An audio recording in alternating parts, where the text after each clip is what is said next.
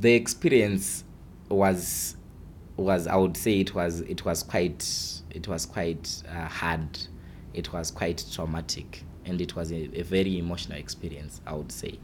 Like I've said, I've been arrested quite a number of times before, but the experience which I got at that particular time, I say it was quite hard.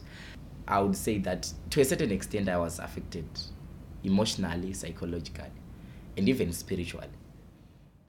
So they said, "You want to teach you a lesson, you are going to go into the cells with your baby." People, were being killed. People, just disappeared. I thought that was going to happen to us. I thought they were going to, do anything to my son and get away with it. Let me start by referring to the Bible. Esther 4 says, "If you keep silent at such a time as this, you and your children will perish." That is what inspired me. That verse, it inspired me to start speaking the truth. And I said, if I'm to face any consequences, then let me face. And of course, I faced so many consequences. Yeah, it's true that I provided information, but for Robson, I remember it was it last year? I no longer remember the days, and he was detained for about 2 days. He only came to learn after actually I told him myself, because that was the first step that I took. I had to tell him, because now I could feel that my conscience actually, I was betraying my own conscience. So I had to tell him. They came into our office. Then they told us just to sit still, to stop whatever we were doing. They took all our cell phones. They started writing details about us.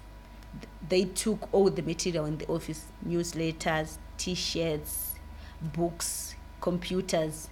Then they took us all to the police station. And then they said that they were charging us of spreading falsehoods that are prejudicial to the state. It was horrible, the situation in the cells. After 29 March elections, that's when the ZANU-PF youth started looking for people who support Morgan Tungamirai. So they were moving around looking for the other youth from the ZANU-PF. Came to me and told me that they will be moving around beating up people who supports MDC. I came up with the concept for the iStories booklet. That this mainly, it was to give a platform, firstly, to give a platform to young people to open up about their experiences, especially in this era where we are facing a governance crisis. So I thought it would be a platform for young people to express themselves, share their experiences with others.